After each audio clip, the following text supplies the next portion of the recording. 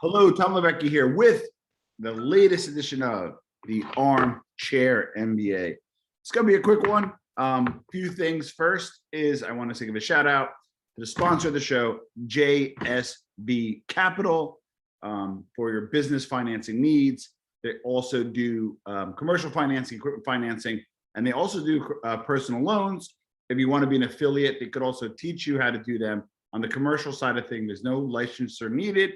So you take a course, he does it at a reduced rate to offer to Armchair MBA viewers, and you can set up your own loan shop and you can be an affiliate with him after that point, or you can go on your own and have the same connections to his resources as he does. Also, we have another sponsor, and this is interesting. So I got this sent to me, and this is eatable. And it's popcorn infused with liquor. So this is popcorn with sangria. Popcorn, pop the salt and tequila. This one is rosé all day.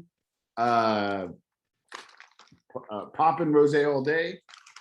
This one is whiskey on the pops, obviously my favorite. You guys know I'm whiskey guy. And then lastly, I got one to try out. Poppy Caesar. I don't know what kind of cocktail that is. Oh, I think it's with rum. So it's actually infused popcorn with liquor in it. It's insane. It's amazing. And I got a whole bunch of them sent to me. They are crafted locally sourced and non-GMO. So people that care about that stuff. It's a great to give as a gift. Great to have available. Has a nice resealable bag for freshness. And I didn't have that much of them because I'm on keto. But gotta give you guys a shout out. It's amazing. It's innovative. They taste great. I don't know if they get you banged up. I don't have that many of them yet. So obviously proceed with caution. They're obviously not for kids or anybody under 21. And check out eatables. All right. So first part, a little disappointed, but it is what it is. The Cohiba Vehikis that were given to me, and I suspected it, but I wanted to be cordial. There's a guy who owns a really high-end salon on the Upper East Side, and he charges like $2,500 for hair extensions. For my fiance, I said, he charges $2,500 for hair extensions. That sounds kind of expensive. According to her, it's not. Living in a bizarre world, but hey, God bless. It's a market for everything, right? Do not knock the hustle. Anyway, it's a high-end hair salon. And sadly enough, they're finta, also known as fakes. Okay, so I'm gonna do a quick bit on how to tell Cuban cigars if they're fake. Okay, now there was some old school ways that I knew. I didn't want to push it. Maybe it was a newer box. Maybe they do new things. Maybe because they're semi-allowed in the US or somewhat allowed in the US, they maybe change their production modality. But there's some things that hold true, and then I research and some are newer. So number one, I was always told the little label, the tax label. I knew this from before. And this is just the old school way, but I was told it has to fold at the shield. In this case, it does not. Has to fold at the shield. Number two, here, the label, although it's affixed nicely and it looks pretty good, it was kind of flimsy here. And it could happen in travel, it could happen, etc. But just again, it adds all to the larger body of being fake. This is pretty conclusive. On the bottom here, doesn't have a date stamp. I noticed, again, got as a gift. I didn't want to, look a gift horse in the mouth. Brought them home. They smell fantastic. That's what's weird. But just because they're fake doesn't mean they're not good cigars. But in this particular case, they're just not Cubans. So no date here from the government. And then this is the biggest giveaway is the Hecho en Cuba has to be embossed.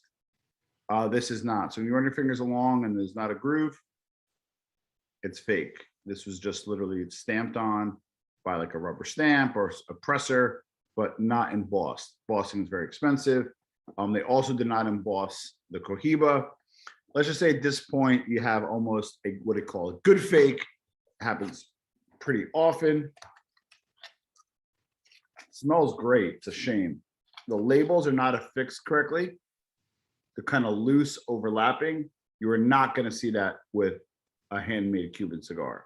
So it's affixed loosely. It looks almost as if it was put on by hand. and you can't really see it, but it's just not lining up correctly. This is actually a good fake label because a lot of the labels have a little bit of a white because it's hard to get to bleed. But this is a good fake in that sense. And another one is, you notice here, I can move the label up and down. And another reason why it's fake. So Jason and Jason Capital came over last night. We tried them. And then the last part is, I knew they were fake when I smoked them. I was trying to keep an open mind. I was like, hey, maybe these are real. Maybe it's new school. So the last part is the draw was very tough. I don't know if you guys know, but the draw is very tough. I got a little wooden stick, poked a hole in it. I'm stubborn. I wanted to smoke it, even if it wasn't real. So I did smoke it. I was going to give it a 6.8 because it is a decent cigar, believe it or not. But since it represented them as a fake, call it where the ball lands on the NBA score, final 5.8 for the fake Cubano. Jason couldn't even finish his. The draw was not there. The draw was tough. What happens is it's supposed to have long filled tobacco. This probably had short filled. The binding and the filler probably was stuffed in. Again, these are not real. They're just looking to get a money grab. A lot of times these are done by organized crime. Now, I don't think Italian mob, but I think more Mexican and the like. So nevertheless, these are fake. Great show tonight coming up. Got Vinny the Brooklyn guy at 8 o'clock. I was gonna do it as a recording, like a normal episode, but then I'm like, you know what, should I do a live? So drop a link below. Should Vinny and I go live tonight at 8 p.m. or should we just keep it casual? We're gonna probably do a little wine and cigar tasting together remotely, have a good conversation about mental health, and learn more about Vinny Bracco, the Brooklyn guy.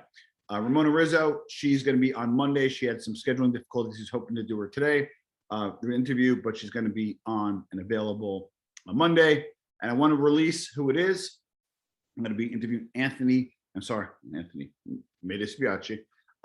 Antonio Nicaso has wrote over 30 books.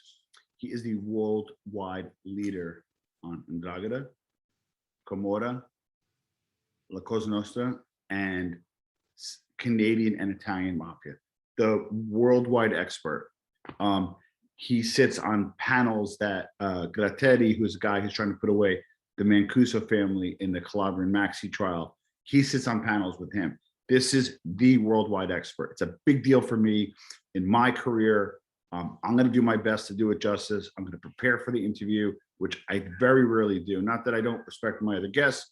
It's meant to be casual. It's meant to be kind of on the fly. That's kind of the genre of the show. So Antonio Nicaso, also drop below any questions you have for him.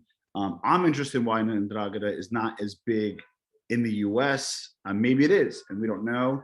Or maybe they're just really into the distribution end of narcotics trade. And I'm just super fascinated by it.